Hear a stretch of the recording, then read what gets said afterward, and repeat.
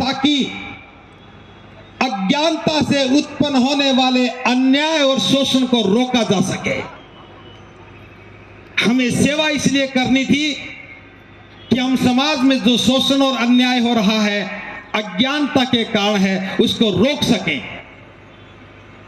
हमें अज्ञानता को खत्म करना था ताकि शोषण रुक जाता, जुल्म रुक जाते, अन्याय रुक जाते। लेकिन हमने अज्ञानता बस उन परंपराओं को इतना बोझिल बना दिया कि शोषण भी बढ़ गया और अन्याय भी बढ़ गया। गुनाहगार वो सारे लोग हैं जो शादियों के नाम पर दावत में जाते हैं, बाराती बनकर के नाचते हैं, घर में शाम को दाल भले ही ना बने लेकिन बच्चे की रिश्ता तो होटल में करते हैं। मैं मना नहीं करता होटल में शादी करने के लिए, लेकिन आप जिनको बुलाते हो वो भी देखते हैं। आपकी हैसियत हो सकती है कि होटल में शादी करने की, लेकिन जिसके आपके निमंत्रण पर जो आया है उसके सामने चुनौती खड़ी हो जाती है कि मैं भी अपने बच्चे की शादी कैसे करूंगा, रिश्ता होटल में कैसे करूंगा।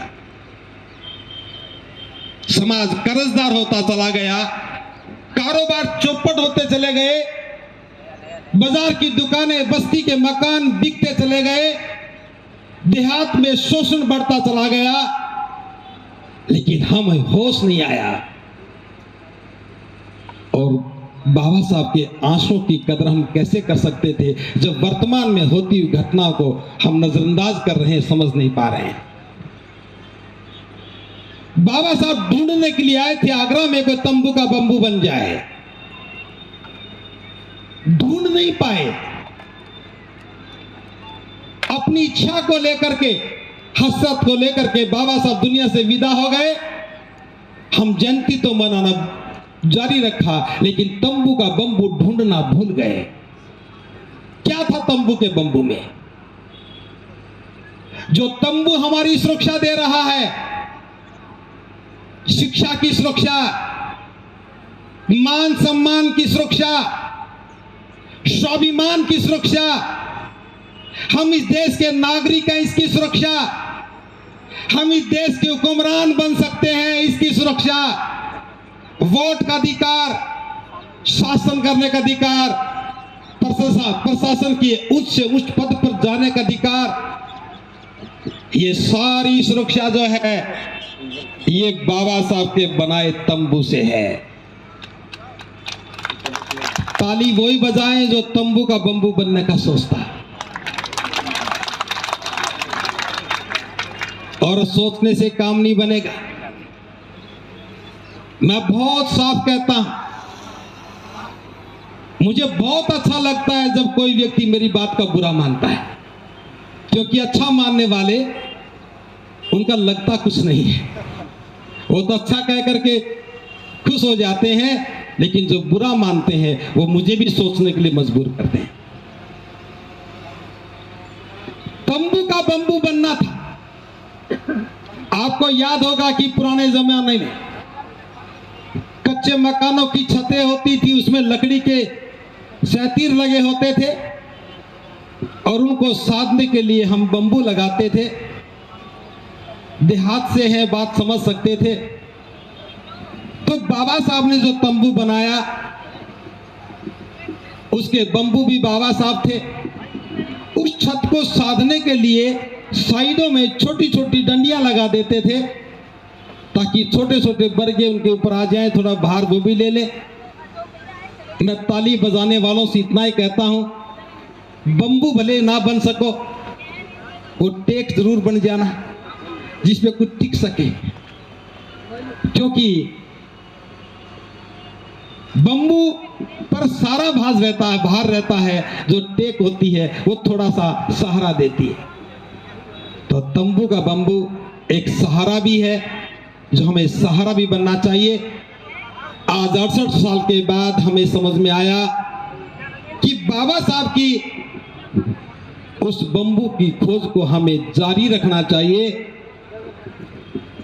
ढूंढना चाहिए, ताकि हम बाबा साहब को जवाब दे सकें कि बाबा साहब अब तंबू के बंबू बनने लगे हैं। तो खूब ढूंढने के बाद मुझे एक व्यक्ति मिला। मुझे नहीं पता कि उसमें सामर्थ्य है या नहीं, मुझे नहीं मालूम कि वो उस दायित्व को निभा सकता है या नहीं, लेकिन उसके पास हौसला था, हौसला है, जो कम से कम उस ऐसे समय में जब कोई भी बंबू बनने के लिए तैयार नहीं हो, वो खड़ा होने की हिम्मत तो कर रहा है। तो मैंने खूब ढूंढने के बाद जिसको खोजा, मैंने सोचा कि मुझसे बेहतर कौन बंबू हो सकता है। तो मेरी खोज मेरे लिए थी। मैंने सोचा बुद्ध का अनुयायी हूं, घर बार छोड़ चुका हूं, नौकरी से कोई संबंध नहीं, वो भी छूट चुकी है, छोड़ दी है। भिक्षुओं का कोई परिवार नहीं होता, भिक्षुओं की कोई संपत्ति नहीं होती, धन का संग्रह करना नहीं होता, लक्ष्य को समर्पित होते ही हैं, लौट के कहीं जाना नहीं, खोने की कोई चिंता नहीं। और बंबू में क्या योग्यता चाहिए? बुद्ध अलंकार जी लिख के लाए थे, दे दो, मैं पढ़ के बता दूं। मैं भी ये हौसला जब ही कर पाया जब इनका लिखा पढ़ लिया, और अकेले ने नहीं लिखा, राजस्थान के लोग भी लगे, हरियाणा के भी लगे, दिल्ली के भी लगे, उत्तर प्रदेश के भी लगे।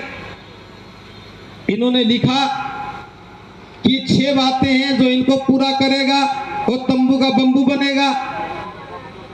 पहली बात तो यह है कि बुद्ध ही मेरे एकमात्र शास्त्र हैं, उनके प्रति मैं अगाध श्रद्धा रखूंगा।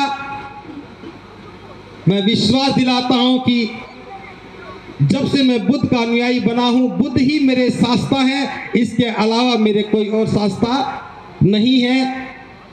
मैं धम्म की व्यवस्था निर्माण के लक्ष्य के लिए समर्पित रहूंगा। यह निर्णय भी पहले हो चुका है। इसके अतिरिक्त मेरा कोई अपना निजी लक्ष्य नहीं है। मैं तो पहले से ही बात कहता रहा हूं, ना मेरी सोच है, ना मेरा विचार है, ना मेरा लक्ष्य है।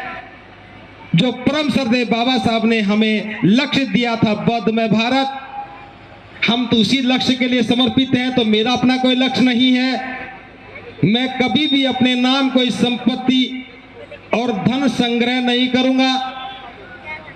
मेरे पास कोई संपत्ति नहीं है, एक कार है, उस पर भी बैंक का कर्ज है, 9 किस्तें बकाया है, वो भी चुका दूंगा, और धमभूमि वाले संभाल लेना उस कार को भी। इसके अलावा कोई मेरे पास संपत्ति नहीं। मैं परिवार, सगे संबंधी और पद प्रतिष्ठा से विरक्त रहूंगा। अब भी मेरे पास कोई पद नहीं है, कोई प्रतिष्ठा नहीं है, और भविष्य में भी मैं कोई पद प्रतिष्ठा नहीं लूंगा। मैं नेतृत्व के प्रति अटूट विश्वास रखूंगा। जो भी इस लक्ष्य के लिए काम कर रहा है, उसके प्रति, जिसने हमारे लिए लक्ष्य निर्धारित किया, उसके प्रति मेरा अटूट विश्वास है।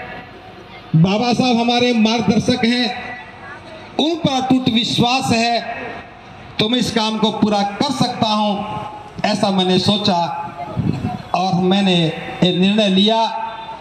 बस एक बात आपसे और चाहता हूं, इस काम को करने के लिए मुझे किसी भी सहारे की आवश्यकता नहीं है। बस एक बात चाहता हूं कि शादी का निमंत्रण और दावत का आमंत्रण मत दिया करो, क्योंकि जब शादी में बुलाते हो और दावत खिलाते हो तो ना तो हम भिक्षु रहते हैं और ना भिक्षु का स्वभाव रहता है। हो सकता है कि मेरी इस बात से भिक्षु संघ को थोड़ा बुरा लगे, लेकिन मैं भी चाहता हूं अगर भिक्षु संघ मेरी बात का अनुमोदन करे, कोई कंडीशन नहीं है। विवाह शादी संस्कार भिक्षुओं से नहीं करवाना चाहिए, तथागत का आदेश है। भिक्षुओं को धम्म के लिए बुलाओ, देशना के लिए बुलाओ। भिक्षु का काम प्रचारक का होना चाहिए। तो मैं अपने आप को आह्वान करता हूं कि मैं किसी की शादी में, दावत खाने में नहीं आ सकूंगा। मुझसे उम्मीद भी मत करना, और मेरे से ही नहीं, धम्मभूमि के किसी भी भिक्षु को मत बुलाना, क्योंकि सारे के सारे संकल्पित हैं। तो ये शुरुआत है। 68 वर्ष के बाद बाबा साहब जिसे ढूंढ रहे थे, उस ढूंढ में कम से कम ये कह सकते हैं कि हम भले ही पूरे तंबू का भार ना उठा सकें, लेकिन उस तंबू में जो धम्म है, उस धम्म का भार तो उठाने का हम सामर्थ्य रखते हैं, और हमें होना ही चाहिए। मैं कामना करता हूं कि मैं इस संकल्प को पूरा कर सकूं, लेकिन साथ में ये भी चाहता हूं, ये कोई मेरे अकेले का काम नहीं है। बाबा साहब का बनाया तंबू बहुत विशाल है। वो बाबा साहब ही थे जो तंबू बन सकते थे। हजारों बंबुओं की आवश्यकता है। हजारों बंबुओं के लिए भी इन्होंने ये मापदंड तय किए। ये दूसरे मापदंड हैं जो ग्रस्त हैं, जिनके परिवार हैं, उनके लिए इन्होंने 5 मापदंड तय किए हैं। पहला मापदंड है कि मैं बुद्ध, धम्म और संघ की शरण ग्रहण करता हूं। जो भी बाबा साहब के तंबू का बंबू बनेगा, उसे बुद्ध, धम्म और संघ की शरण ग्रहण करनी होगी। दूसरा, मैं सच्चा और अच्छा बौद्ध बनूंगा। ऐसा नहीं कि बौद्ध तो बन गए, जाति को बना के रखो, परंपराओं को तोड़ो नहीं, मरने के बाद अस्थियां लेकर के कहीं जाने लगो। और आगरा में तो खास तौर से ऐसा होता है, उठावनी में भिक्षु बुलाते हैं और अस्थियां लेकर के फिर कहीं गंगा में जाते हैं। दोहरा आचरण नहीं, सच्चा अच्छा बौद्ध बनना है। तीसरा है कि मैं धम्म की व्यवस्था निर्माण के लक्ष्य के लिए आजीवन समर्पित रहूंगा। व्यवस्था निर्माण के लिए समर्पण होना चाहिए। चौथा है कि मैं अपनी आय का 20वां भाग यानी 5% धार्मिक व्यवस्था निर्माण के लिए नियमित रूप से दान करूंगा। ये बात भी बाबा साहब ने आगरा में ही कही थी, 18 मार्च को भी कही और 14 अक्टूबर को 56 में भी कही। मैं नेतृत्व के प्रति अटूट विश्वास रखूंगा। जो भी इस आंदोलन का नेतृत्व कर रहा है उसके प्रति विश्वास भी होना चाहिए। ये 5 ग्रस्त लोगों के लिए हैं, और ये पांचों की पांचों बातें बाबा साहब के 18 मार्च के भाषण में से ली गई हैं। इसमें कुछ भी उनका अपना नहीं है। तो आज इन दोनों बातों पर यहां जितने भी उपासक उपासिकाएं बैठी हैं, मैं सिर्फ इतना कहना चाहता हूं, ये धम्म कारवां उत्सव नहीं है, ये धम्म कारवां परंपरा नहीं है, ये धम्म कारवां आयोजन नहीं है। ये बाबा साहब के द्वारा जो लक्ष्य निर्धारित किए थे उनको प्राप्त करने का एक माध्यम है, उस विचार को समझने का एक माध्यम है, उस विचार को जन जन तक पहुंचाने का माध्यम है। क्योंकि पूरे देश की भागीदारी इस धम्म कारवां के रूप में आगरा में होती है। और इस बार मैं बहुत ही प्रसन्नता के साथ ये बात कह रहा हूं, पहली बार आगरा के हजारों नौजवानों को मैं इस कारवां में भागीदार के रूप में देख रहा हूं। पहली बार आगरा का नौजवान अपनी पूरी भागीदारी के साथ आया है। जो लोग पहले से सक्रिय थे, काम कर रहे थे, वो आज भी कर रहे हैं। सब लोगों ने मिलकर के इतना बड़ा आयोजन सफल किया। इस बार मैंने कोई काम नहीं किया। इस बार मैं सबसे आराम से रहा हूं। आगरा की किसी बस्ती में मैं मीटिंग के लिए नहीं गया। मैंने किसी को आमंत्रण भी नहीं दिया। मेरे साथ मेरे 4 सिपाही, 3 भिक्षु, 1 भिक्षुणी, जो आगरा में डटे हुए थे, बस वही दिन रात काम कर रहे थे। उनकी वजह से आप लोगों तक बात पहुंची। तो मैं उनका भी बहुत बहुत साधुवाद ज्ञापित करता हूं कि उनके अथक प्रयासों से और जो आगरा का विशेष रूप से जो नौजवान बाहर निकल के आया है और जो बुद्धिजीवी साथ खड़ा हुआ है, इस कारवां को इतना आसान बना दिया कि हम बिना तनाव के इस काम को कर पा रहे हैं।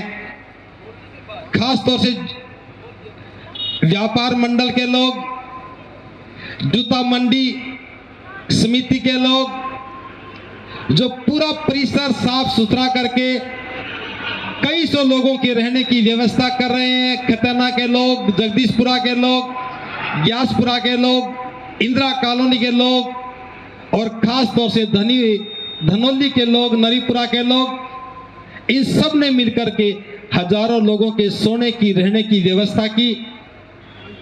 और मुझे इस बात बड़ा सुकून मिला कि बिना ज्यादा प्रयास किए आगरा ने इस सारी जिम्मेदारी को अपने कंधे पर लिया।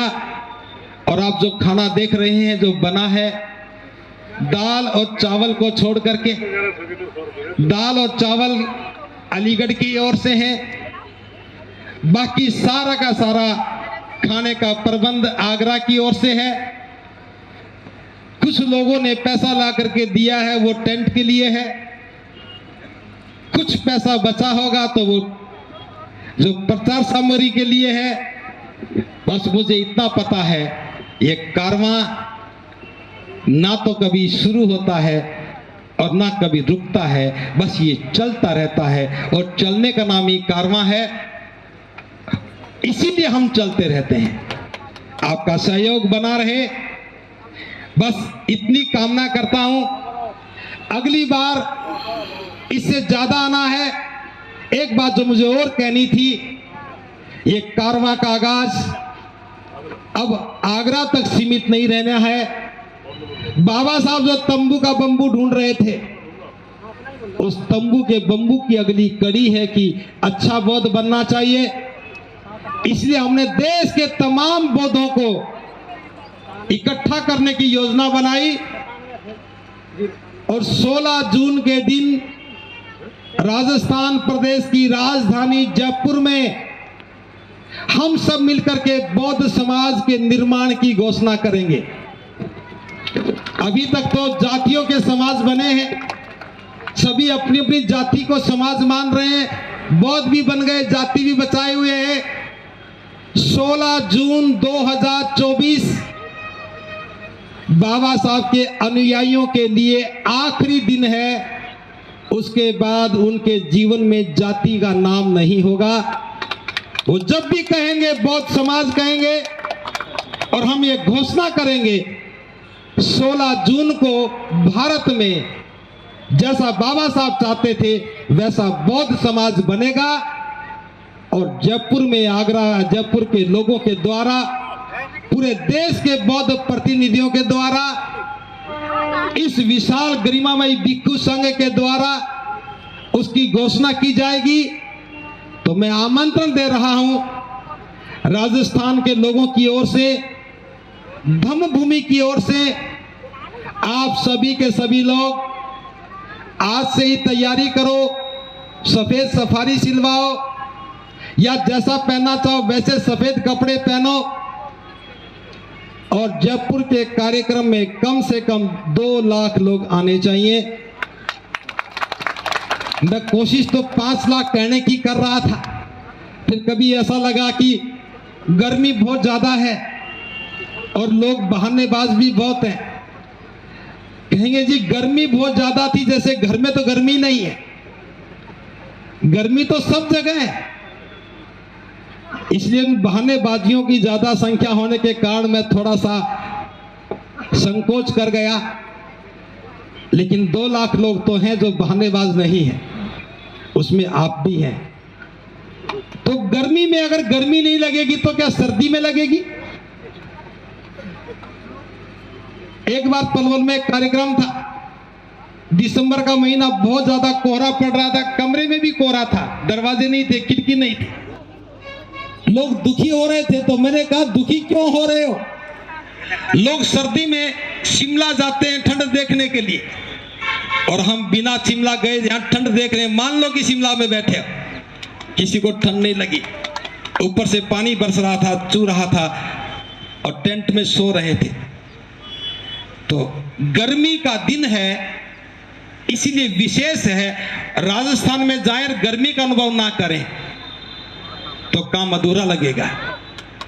इसलिए 16 जून को हम सूर्य को भी चुनौती देंगे, क्योंकि बाबा साहब द सिंबल ऑफ नॉलेज है, ज्ञान के प्रतीक हैं। ज्ञान के प्रतीक के सामने सूर्य की गर्मी का कोई अस्तित्व नहीं। तो बिना बहाना बनाए जयपुर में जाना है और बौद्ध समाज की घोषणा में शामिल होना है। और उस दिन वो महापर्व होगा। आप अपनी जाति और जाति की मानसिकता को परित्याग करके आएंगे और अपने बच्चों की शादी भी, विवाह भी बौद्धों में ही करेंगे। तो अगर सहमत है तो मेरी बात का अनुमोदन करें हाथ ऊपर करके। और जब तक सारी फोटो ना खींच लें हाथ ऊपर रखना। एक कैमरा वाले घुमा लो भाई एक बार, फिर कभी कहोगे देखो झूठ बोल रहे हैं।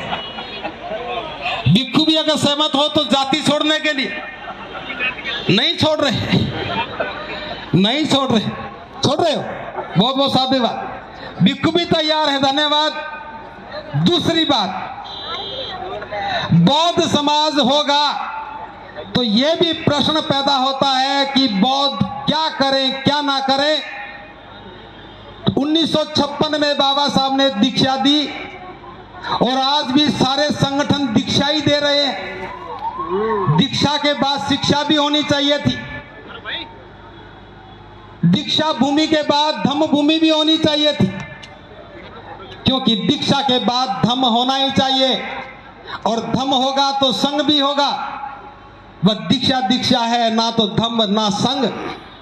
तो हमने बौद्धों का कोड ऑफ कंडक्ट, बौद्धों का आचरण कैसा हो, बौद्धों का व्यवहार कैसा हो, उनके पर्व कैसे हो, उनकी परंपरा कैसी हो, उनके प्रतीक कैसे हो, बैसाख पूर्णिमा को कैसे मनाएंगे, धम्म चक्र कैसे मनाएंगे, अशोक विजयदशमी का पर्व कैसे मनाएंगे, सारे पर्व सुव्यवस्थित करेंगे। प्रत्येक पूर्णिमा को क्या करना है, उपोषित कैसे करना है, अपनी जो गलतियों के लिए क्षमा याचना कैसे करनी है, जो हम कमाते हैं उसका 20वां भाग दान कैसे देना है, पारमिताओं का अभ्यास कैसे करना है, शील का आचरण कैसे करना है, मध्यम मार्ग पर कैसे चलना है, उस सब का एक नाम है बौद्धों का घोषणा पत्र, जिसे मैनिफेस्टो। वो तैयार हो चुका है। पिछले 2 महीने से लगभग 120 लोग उस घोषणा पत्र में काम कर रहे हैं। अभी हमने जयपुर में भिक्षुणी संघ के साथ दीक्षा भूमि पर इस पर चर्चा की। हम अभी लखनऊ में भी चर्चा करके आए। हर प्रदेश की राजधानी में जाकर के चर्चा करेंगे। आप में से जो भी उपासक उपासिका इस काम में अपनी भागीदारी देना चाहे, विचार देना चाहे, कोई भिक्षु भी अपनी राय देना चाहे, तो सभी को आमंत्रण है। अभी हमारे पास 16 जून तक का समय है। हम मई के महीने में बुद्ध पूर्णिमा तक ये सारी तैयारी करेंगे और बुद्ध पूर्णिमा के बाद दिल्ली में एक बड़ा कार्यक्रम करेंगे। उस कार्यक्रम में उस घोषणा पत्र की एक एक बात को आपके सामने रखेंगे। जब सबकी सहमति हो जाएगी तो उसे पास करेंगे और जिस पर सहमति नहीं होगी तो उस पर चर्चा करेंगे। और उस दिन हम उस घोषणा पत्र को पूरा सही करके सभी के हस्ताक्षर करवाएंगे, ताकि हम समाज को बता सकें, देश को बता सकें कि ये घोषणा पत्र को एक व्यक्ति ने नहीं बनाया, एक संगठन ने नहीं बनाया। ये देश के सभी बौद्धों की, भिक्षुओं की, विद्वानों की, सामाजिक कार्यकर्ताओं की, संगठनकर्ताओं की भूमिका से बना है। तो 16 जून के बाद इस देश के सभी बौद्ध उस घोषणा पत्र के अनुसार आचरण करेंगे। उनका व्यवहार होगा, एक सलीका होगा, जीने की एक तहजीब होगी, हम ठीक ढंग से अगर मैं बात कहूं तो बौद्धों के अपने संखार होंगे, बौद्धों के अपने पर्व होंगे, कोई कंफ्यूजन नहीं होगा। अभी बड़ा कंफ्यूजन है। जो बुद्धंग नमामि नहीं कहते, जो धम्मंग नमामि नहीं कहते, दिवाली आते ही कहेंगे कि दीपोदान मनाओ, होली पे कहेंगे कि लाल नहीं नीला रंग मनाओ लगाओ, रक्षाबंधन पे कहेंगे कि बहन राखी बांधती थी भाई भी बांध ले। कंफ्यूजन पैदा करने वाले बौद्धों को भी गुमराह कर रहे हैं, लेकिन बौद्ध गुमराह नहीं होते। ये विशाल भिक्षु संघ इस बात का आगाज करेगा जब भिक्षु संघ अपने हाथ से हस्ताक्षर करके उस घोषणा पत्र को जारी करेगा, तो हम कह सकेंगे कि ये घोषणा पत्र एक अथॉरिटी ने जारी किया है, एक व्यक्ति ने नहीं। और वो संघ की अथॉरिटी क्या है, धम्म की अथॉरिटी क्या है, ये मंच पर बैठा हुआ भिक्षु संघ। तैयार हैं? सारे भिक्षु संघ के हस्ताक्षर के बाद वो घोषणा पत्र जारी होगा। फिर बौद्ध दोबारा से अपने गौरवशाली भारत की स्थापना करेंगे। फिर सम्राट अशोक, फिर बाबा साहब, फिर कनिष्क, सम्राट हर्षवर्धन, ये सारे हमें समझ में आने लगेंगे। एक बार फिर सारनाथ, नालंदा, तक्षशिला जैसा इतिहास हमारी आंखों के सामने होगा। तो मैं ये बात इस फक्र के साथ इसलिए कह रहा हूं, बाबा साहब के आगरा आने के 68 वर्ष के बाद 69वें वर्ष में एक समाधान निकल करके आया है। बाबा साहब जैसा देश देखना चाहते थे, जैसे समाज देखना चाहते थे, जैसा बौद्ध देखना चाहते थे, इस कारवां ने वैसा बनाने का एक आगाज कर दिया है। तो इसी आगाज के साथ मैं आमंत्रण दे रहा हूं 16 जून के कार्यक्रम के लिए। परिवार सहित आना है, छोटे छोटे बच्चों को भी लेके आना है, सफेद कपड़े में लेके आना है। और शायद ये कार्यक्रम 2 दिन का करेंगे, वो बाद में बता देंगे। और जिन लोगों को इस अभियान में हिस्सादारी करनी है, 3 महीने के लिए जो चीवर में रहना चाहे या 3 महीने के लिए जो घर छोड़ करके सफेद कपड़े में रहना चाहे, वो त्रिलोकी बुद्ध विहार आगरा में आ सकता है। हम चाहते हैं कि आपके त्याग से, आपके सहयोग से, आपके प्रयासों से ये अगला कार्यक्रम भी सुंदर बन जाए। बस मैं ज़्यादा बात ना करते हुए, मैंने सिर्फ काम करने की बातें की हैं। जो काम करना है वो दोहराया है, लक्ष्य तय किया है। बाबा साहब ने जो हमें लक्ष्य दिया था, बस उस लक्ष्य में मैंने आप सबको भागीदार बनाने के लिए कोशिश की है। तो मैं कामना करता हूँ ये कारवां एक नई इतिहास लिखने की शुरुआत है।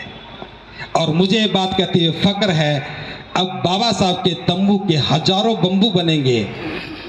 और जिसको भी बंबू बनना है, ये मौका है। अभी जो बैठे हैं वो उठे नहीं, जो जा रहे हैं वो रुक जाएं। घर दूर नहीं जाएगा, पक्की बात है। पृथ्वी की गति चाहे कितनी भी हो, घर की दूरी नहीं बढ़ेगी, वह याद रखना। ये पृथ्वी घूम रही है, घर की दूरी वहीं की वहीं मिलेगी। आधे घंटे के बाद भी जाओगे तो भी घर वहीं मिलेगा, किराया भी उतना लगेगा। बस आए हो तो थोड़ा रुकिए।